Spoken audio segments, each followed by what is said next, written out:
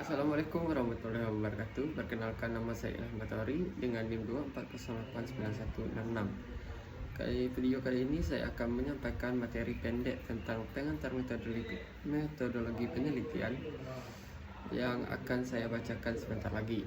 Langsung saja ke materi.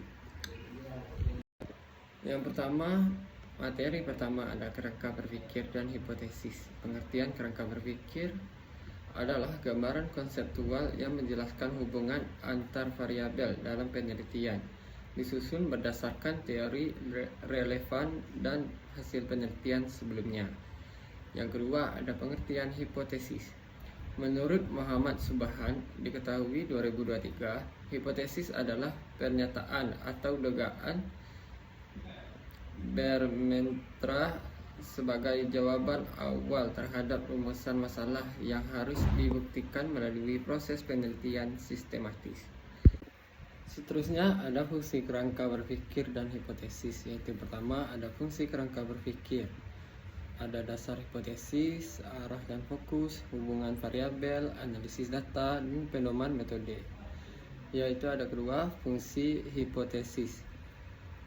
Yang pertama ada pedoman, arah, penelitian dasar, pengumpulan dan analisis data, penyederhanaan, fokus penelitian. Yang terakhir ada dasar penarikan kesimpulan. Ada pula penutupan. Yang materi pertama ada kesimpulan kerangka berpikir dan hipotesis, yaitu kerangka berpikir dasar penentuan arah penelitian secara sistematis. Yang kedua, hipotesis dugaan sementara yang harus diuji secara epidemis. Yang ketiga, ada hubungan erat kerangka berpikir menjadi dasar hipotesis. Keduanya saling melengkapi dalam penelitian ilmiah. Dan seterusnya kita akan lanjut dengan materi yang kedua. Langsung saja kepada materi yang kedua yang berjudul metode penelitian, yaitu pengertian suatu cara sistematik untuk memperoleh pengolahan, menganalisis, dan menarik kesimpulan guna menjawab masalah penelitian berbasis rasional, empiris, dan sistematis. Seterusnya ada jenis metode penelitian. Yang pertama ada kualitatif, campuran, kuantitatif, deskriptif, koresional, eksperimen. Yang kedua ada langkah metode penelitian. Yang pertama ada identifikasi, yang kedua studi pustaka, yang ketiga ada hipotesis, yang keempat ada metode dan sampel, yang kelima ada pengumpulan. Ada pula penutupan dari materi yang kedua, yaitu kesimpulannya metode penelitian adalah cara ilmiah sistematis untuk dalam jenis-jenis penelitian terdiri dari kualitatif, kuantitatif, campuran, deskriptif, eksperimen, korelasional. Pilih sesuai tujuan tahapan beruntun, harus cermat dari identifikasi masalah hingga laporan akhir. Pemahaman dan penerapan metode yang baik menghasilkan karya dipertanggungjawabkan. Seterusnya ada materi yang ketiga, yaitu instrumen penelitian. Pengertiannya, instrumen penelitian merupakan perangkat terstruktur yang direncanakan khusus oleh peneliti untuk mengumpulkan, mencatat, dan mengukur data lapangan guna memperoleh informasi akurat yang sesuai dengan variabel serta tujuan penelitian yang telah ditetapkan sebelumnya. Seterusnya ada fungsi instrumen penelitian. Yang pertama ada instrumen berfungsi sebagai sarana utama untuk menjaring dan mencatat fakta di lapangan secara presisi. Hal ini memastikan proses pengumpulan informasi fokus pada variabel penelitian dan tidak dilakukan secara acak atau sembarangan. Berikutnya ada kesimpulan. Instrumen sebagai perangkat sistematis. Instrumen penelitian merupakan alat bantu yang direncanakan secara terstruktur untuk menjembatani konsep teoritis dengan kenyataan epidemis di lapangan sebagai entitas ontologis. Instrumen mewujudkan pemikiran abstrak menjadi data nyata yang dapat diamati dan dianalisis secara ilmiah oleh peneliti. Penentu kualitas data dan variabel. Kualitas data penelitian sangat bergantung pada kelengkapan komponen instrumen, mulai dari identitas hingga pedoman panskoran. Instrumen yang disusun berdasarkan kisi-kisi yang jelas menjamin bahwa data yang dikumpulkan akurat hingga proses penarikan kesimpulan akhir memiliki validitas dan reliabilitas yang tinggi.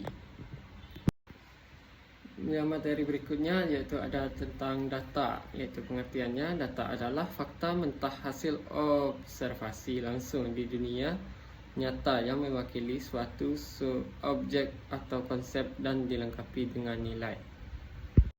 Yang berikutnya ada jenis-jenis data berdasarkan sifatnya kuantitatif. Data yang berbentuk deskriptif, narasi, kata-kata, atau simbol bukan angka. Data ini digunakan untuk memahami fenomena secara mendalam. Contoh hasil wawancara mengenai pengalaman belajar siswa atau catatan observasi interaksi di kelas. Yang kedua ada jenis-jenis data juga, yaitu berdasarkan sifatnya juga, yaitu ada kuantitatif. Data yang mewujudkan angka atau numerik sehingga dapat dihitung dan dianalisis menggunakan metode statistik. Data ini berfungsi untuk melihat pola atau tren pada populasi yang luas, contoh nilai ujian siswa, statistik jumlah kehadiran, atau skor konsesional. Berikut ini ada juga jenis-jenis data berdasarkan sumbernya. Yang pertama ada sekunder, primer, dan tersier. Ini sekian materi dari materi keempat. Saya akan melanjutkan ke materi kelima. Ya, materi kelima ini ada teknik penulisan, yaitu pengertiannya. Teknik penulisan adalah aturan dan cara menyusun karya ilmiah agar sistematis, jelas, logis, dan mudah dipahami pembaca. Teknik penulisan membantu penulis menyampaikan ide, data, dan hasil penelitian secara teratur sesuai kaidah ilmiah. Adapun tujuan teknik penulisan, yang pertama ada teknik penulisan bertujuan memudahkan penulis menyampaikan gagasan dan membantu pembaca memahami isi penelitian secara tepat dan terarah. Selain itu, teknik penulisan juga membuat karya ilmiah lebih terpercaya dan dapat dipertanggungjawabkan.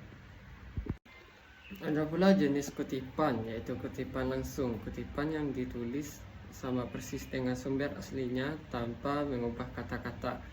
Biasanya digunakan jika kalimat dianggap penting atau memiliki makna khusus. Yang kedua ada kutipan tidak langsung. Kutipan yang ditulis kembali dengan bahasa penulis sendiri tanpa mengubah makna dari sumber asli. Jenis kutipan ini lebih sering digunakan dalam karya ilmiah.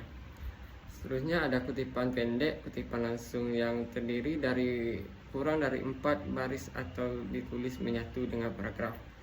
Yang terakhir ada kutipan panjang. Kutipan langsung yang terdiri dari lebih dari 4 baris yang ditulis terpisah dari paragraf utama.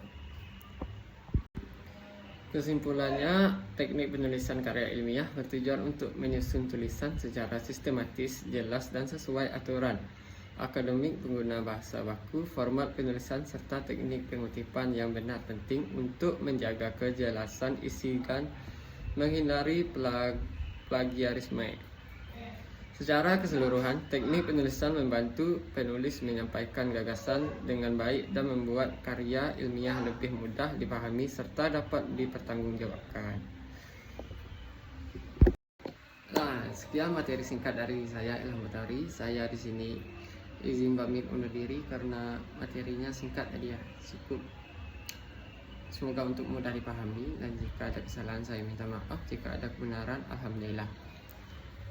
Jangan lupa like, comment, dan subscribe channel Ilham Batari. Ya, video-video nggak jelasnya semua ya.